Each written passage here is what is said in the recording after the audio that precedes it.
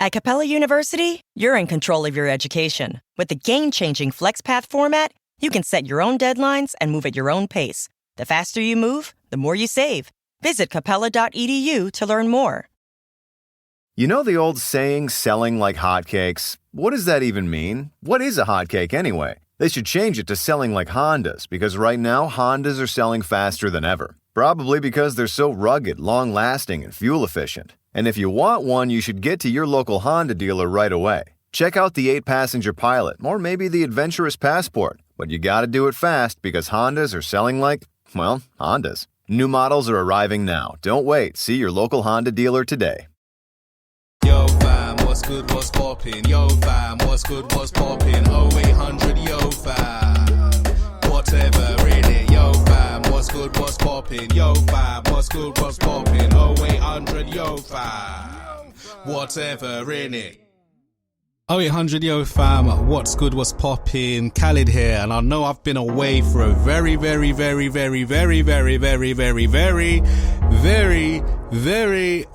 long time. But I'm back. How about that? You know, it's been a very interesting time. Can't lie. You know, the last episode I got was when I first had got COVID and I was waiting for my results. You know, it's a mad thing. You know what I'm saying? So that was a very somber episode. Then went on to kind of go through the motions, the fatigue, the everything. I was like, yo, is man really gonna survive this thing? Like, I felt as though, yeah, and I'm not being dramatic, but I felt as though I was on my deathbed. I can't lie. You know, and in between the sleeping, in between the not being able to do much, I was just thinking about legacy. You know, what is my legacy? What would my legacy be?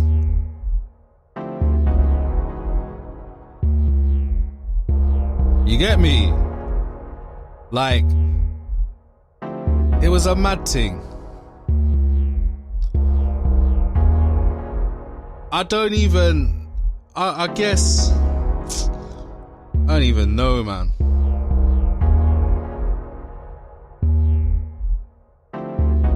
You know?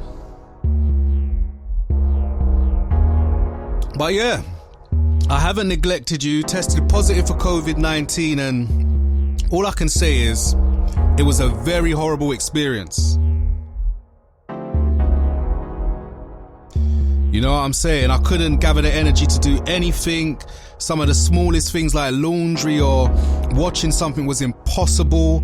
My blood sugar levels were through the roof, so it meant my eyes, I couldn't even see my phone, so I wasn't looking at my phone.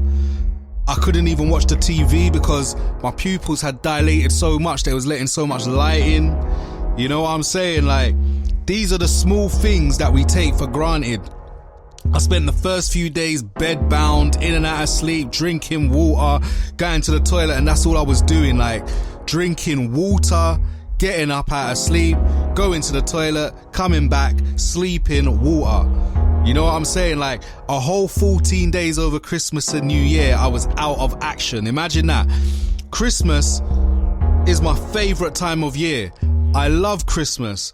But the way how the COVID thing licked me down, I couldn't even eat food, couldn't see relatives, nothing. Man just had to hold tight in my yard and wait for this thing to pass. You know what I'm saying? I couldn't make beats, I couldn't write, I couldn't even practice Espanol. Like, I fell behind so much. I remember like sending my tutor a message on something like the 22nd. I had a lesson on the 23rd. And around about the 22nd or maybe the 20th, I was like, yo, like, man's going through some bits, so let's postpone this thing. Basically, my whole life was just on pause, innit? I just had to kick back and respect my body needing to be still and fight this thing. I couldn't just get up and try and do anything because I was effed. Even things like going to the kitchen to make a drink or refill my water bottle before I went back into bed was a chore.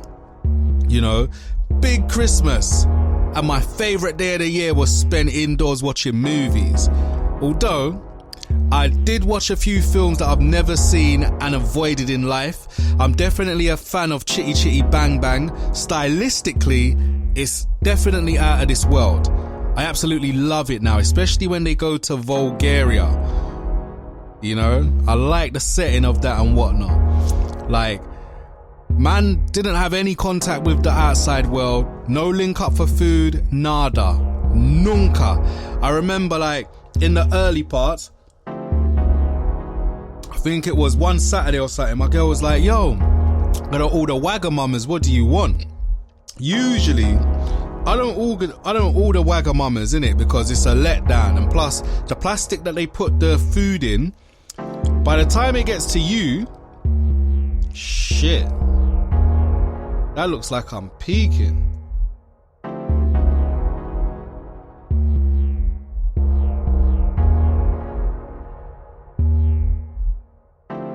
You know what, I'll keep the past 5 minutes, because I can't be bothered to go back and record it again. But yeah, my girl was like, yo, let's order some Wagamama's. So I was like, cool. I don't like ordering from Wagamama's because they use these plastic containers that make the food sweat and dry up, and by the time you get it, the food is just dead. So I was like, rah, I'm not too hungry, so I'm gonna order some of the pickles and some broth thing. I don't know why I thought that was a good idea, but it tasted shit. You know what I'm saying? And even over the Christmas period, like, I didn't even have energy to wrap the presents that I bought. Bearing in mind, this was the first year that I followed the list that my girlfriend gave me to a T. I might have got some extra bits on there, but I followed the list, got the presents well in advance. Like, I'm talking like 8 weeks in advance for some of them, hid them around the apartment and whatnot. But I didn't have the energy to wrap them. Like, my wrapping this year was shit. You know? I didn't even get to enjoy my Christmas tree as I usually would, because over Christmas Eve and shit, I was fucked. You know what I'm saying? I didn't even get to put my feet up on Christmas Eve and await the magic of Christmas Day with a champagne toast. It was crazy. I'm bitter about that. Like, fuck COVID after that. You know what I'm saying? It feels great to be back in full health again, but it was definitely a scary experience. I was just in a cycle of sleeping, drinking water and urinating for around about 3 to 4 days. Like, non-stop. I just remember being in bed wondering, like, how the fuck did I get here? I was asking myself questions like, how am I in the firing line whilst there's a deadly virus running ragged? Assisting random people who have the virus, like, masked up and talking to them maskers, spewing absorbents. Like, big man of my age, you know, with no type of freedom to be like, nah, brother, I'm batting down the hatches and shielding in my yard. I can't be mixing with random people and zombie consumers.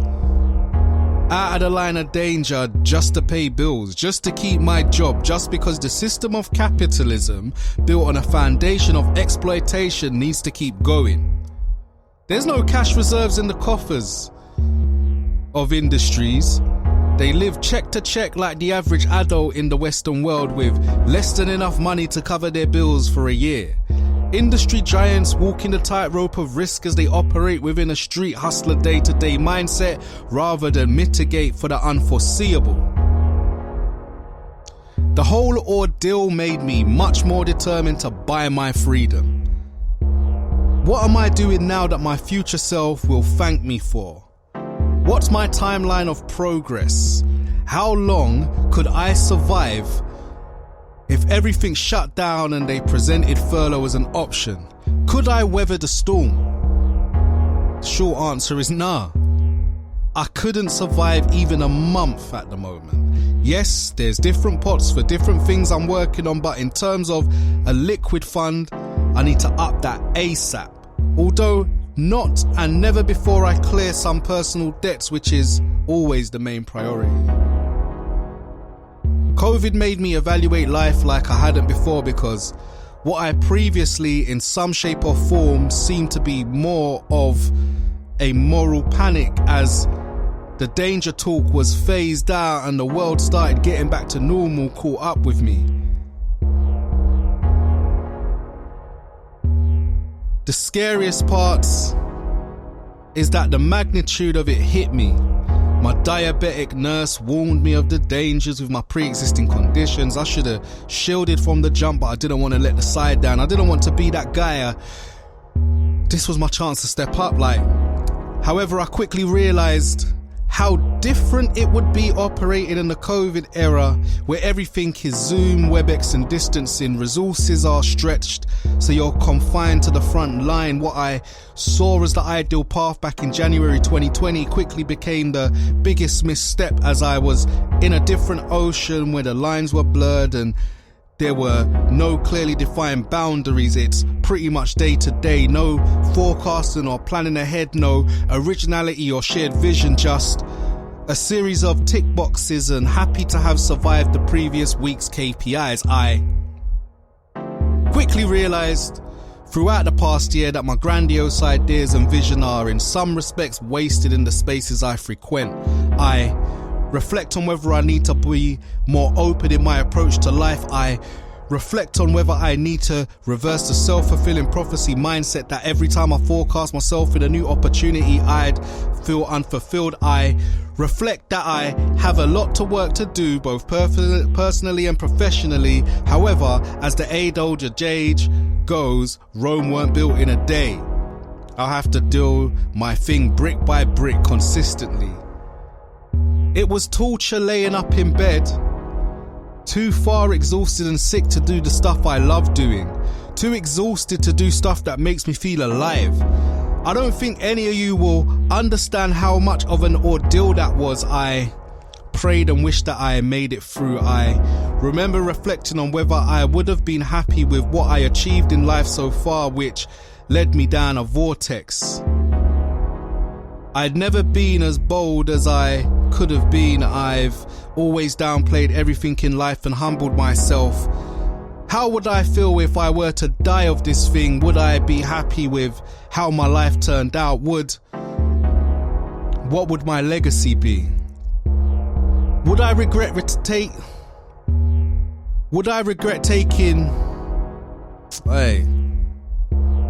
How would I feel if I were to die of this thing? Would I be happy with how life turned out? What would my legacy be? Would I regret not taking more risks? Would I regret waiting such a long time to do whatever I wanted? I learned that too late in life. I found that I had too many things that were unresolved and unfinished, so many things unreleased. I realized that my life is just one big draft box of unexecuted ideas. The title is wildly suggested. Don't get it twisted though. I'm not wallowing in self-pity, nor am I exploiting that I felt ill. I'm just keeping it real with y'all. This is probably the first time I've actually sat down and wrote something since getting licked down with C19. Funny enough, it's surprisingly cathartic, as it's the first time I've unscrambled and articulated these thoughts, and for every reflection and every vortex-like point I raised, there's always hope, there's always solutions, there's always options. Forever there will be optimism. Hasta el jueves. Feliz año nuevo. Peace. Mad Ting. Episode 37, I survived COVID-19. I wrote that on Monday, the 11th of January at 2021 at 7:45 in the evening. And I feel like a lot's changed since then. That's when I'd just come out of being sick and whatnot. A lot has changed. Like, my attitude to work, my attitude to life has changed.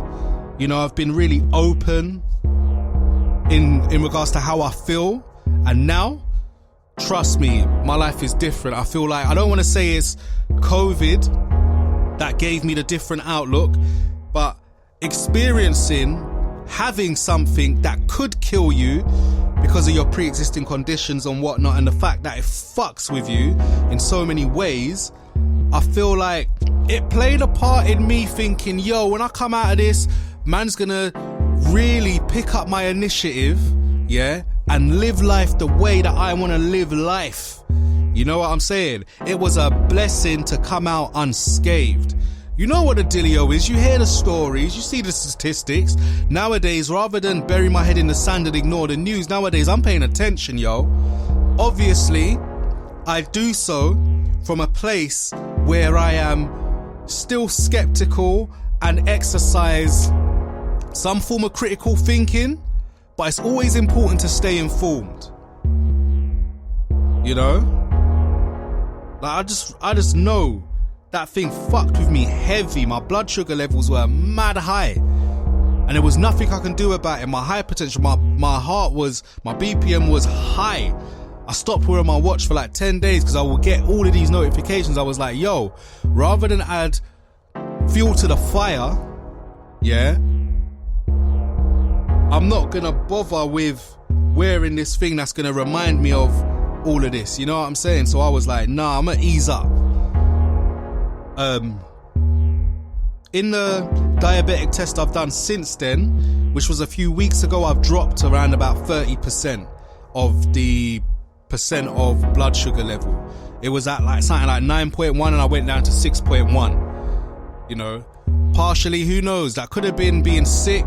It could have been the fact that, you know, during February, I accompanied my girlfriend while she decided to do a juicing thing for 10 days, and I got to regulate my blood sugar properly, you know what I'm saying, and manage my condition. But now I'm all about that health. I need to get back active. Don't ever get it twisted, but definitely COVID taught me a serious lesson, because I wasn't able to do things that I love doing. I was on hold for like 14 or 16 days. I felt horrible, and I'm not someone that scares easily. You know what I'm saying? Like, I know that one day I'm gonna die in it, but being in a position where you can't move, you can't do nothing, it really made me reflect and think, yo, when you come out of this, you gotta use your initiative, you gotta speak your mind, you really got to give more of yourself, be more forthcoming in life. You know what I'm saying? So that's what I've been doing, yo. Proper things, you know. But I wasn't even supposed to record this episode today. This right here was just supposed to be a test. You know what I'm saying? Because I got a Rode WS2 windshield to replace like my previous kind of windshield thing that come with my shock mount. I wanted something that covers the whole mic and it looks tidy, so if I get into a space where I start recording and streaming at the podcast at the same time, because I'm in the market of looking for a portable camera, one that fits in a pocket. Obviously, you know my steez, I like to travel, and you know I like to be able to specialize and do this thing properly. But I wasn't supposed to record this today. I'm just testing out the WS2 windshield. But I guess no, I'm not on a work call, I'm recording a podcast, babe. No, it's alright, I was wrapping up. I was wrapping up, mate. I'll come and help you in a minute, but yeah, 0800 yo fam, what's good, what's popping? I was even gonna revert back to the old music because this music just reminded me of the bad COVID times, but I survived COVID-19, and I'm gonna slap that on the title as well, because as inflammatory as it sounds, I really did survive that blood clot ting. You get me? Anyway, 0800yofam.com, at where is KO, at 0800 yo fam, holler at me. Peace. Yo fam, what's good, what's poppin'? Yo fam, what's good, what's poppin'? 0800 yo fam, whatever in it. Yo fam, what's good, what's poppin'? Yo fam, what's good, what's poppin'? 0800 yo fam, whatever in it. Holler at me for the podcast. It's the coldest podcast. I said holler at me for the podcast. Mondays and Thursdays, I said holler at me on the podcast. It's the Wavy Podcast. It's like holler at me on the podcast. Subscribe. At Capella University, education is as smart as the world around us. With the FlexPath format, you can take classes at your own pace, set your own deadlines, and even leverage your previous experience to move faster. Now that's smart. Learn more at capella.edu. At Capella University, education is as smart as the world around us. With the FlexPath format, you can take classes at your own pace, set your own deadlines, and even leverage your previous experience to move faster. Now that's smart. Learn more at capella.edu.